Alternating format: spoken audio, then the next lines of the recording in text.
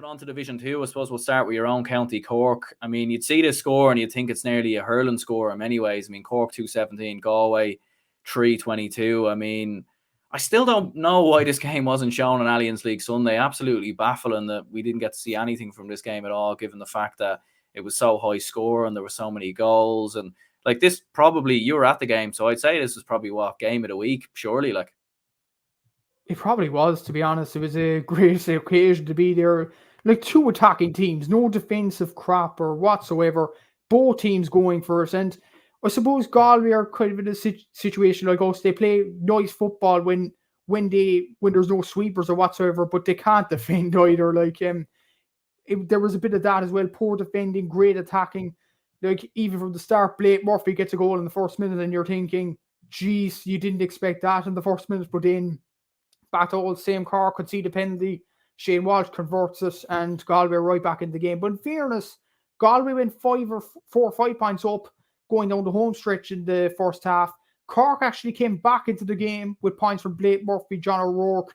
I think Ty Corkery scored a belter of a point as well to get them level at halftime, 112 to 112. And you're thinking then Galway are on the ropes here. Like they haven't been on the ropes throughout the league, but then look, Shane Walsh, Damien Comer turn on the style, and helped by the fact Sean Meehan went off injured as well. He was the glue for Cork.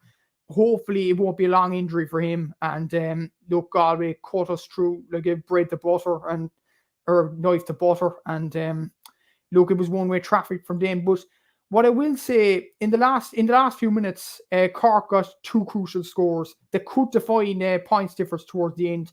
Daniel O'Connell with a goal and Rory Maguire with an 8 points. That reduced the margin to 8 points. Considering the beating Down got and Meath got against Galway, that wasn't a bad thing either. And it was a good performance.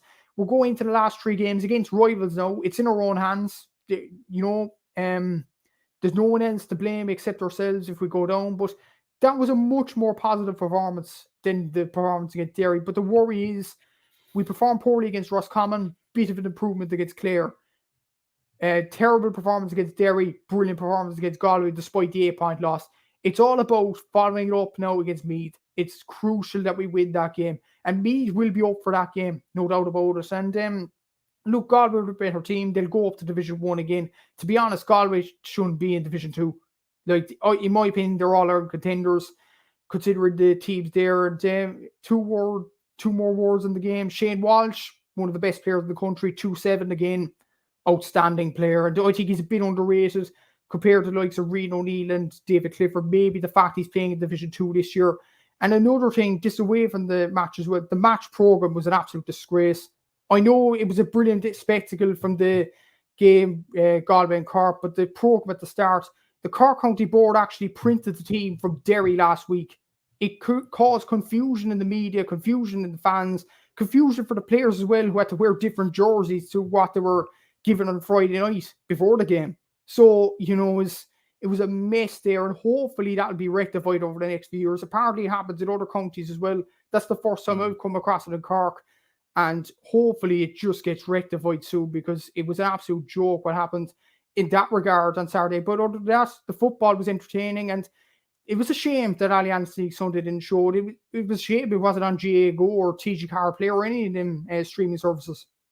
Yeah, like it's 2 big counties as well, like 2 big counties with population, history, all the rest in terms of winning all Irelands, and 2 big fan bases. So it definitely is surprising that they didn't show any of it at all. It was a bit like the Galway and Meath game. They didn't show any of that. Like it is quite strange. Danny Allen says they're enjoying this conversation between the 2 lads here. Good quality GA analysis compared to the awful League Sunday on RTE. Well, look, Danny, I appreciate the support anyway, and if you could hit the like button as well, helps the channel grow, and appreciate all the comments coming in there as well. Much appreciated. Definitely helps with these podcasts in terms of interaction and all the rest. And Gavin O'Reilly said also baffling how little the games this weekend were on TV. TG4 Cahir, I should say, BBC Northern Ireland or RTE or GAA Go would have loved to seen Mayo versus Armagh. And that's the point, isn't it? Because last year Air Sport were showing a lot of games as well, and they lost their rights this year, and it doesn't seem like anyone else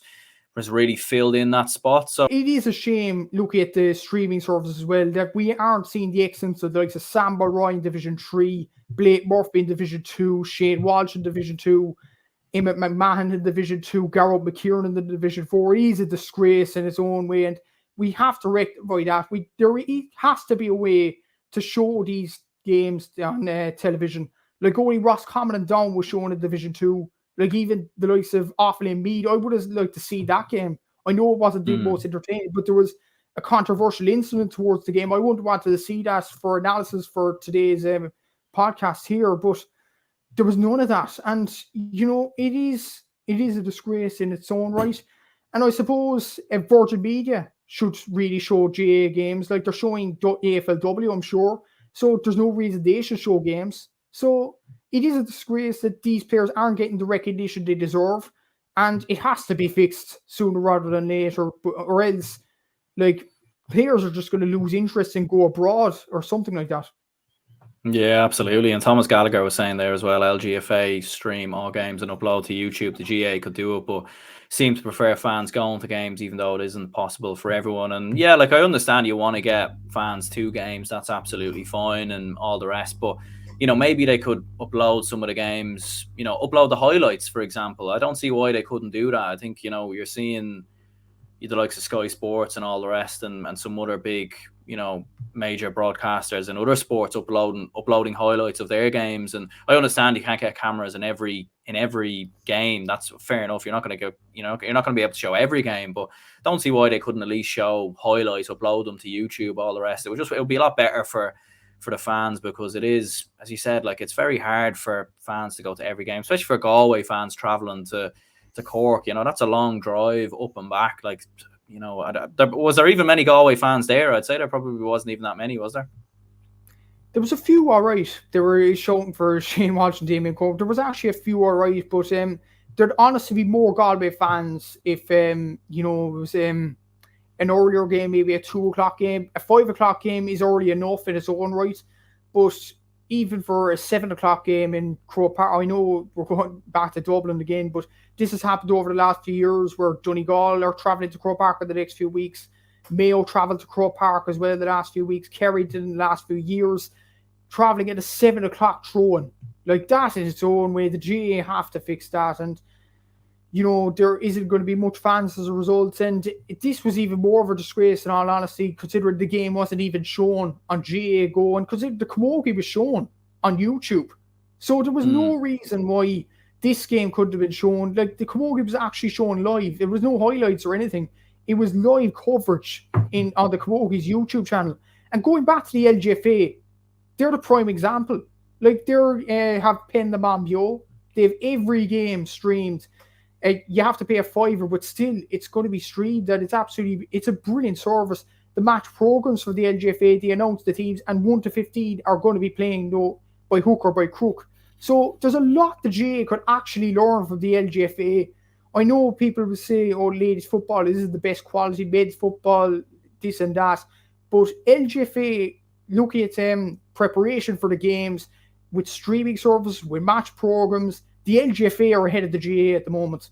Like, you wouldn't have said that a few years ago.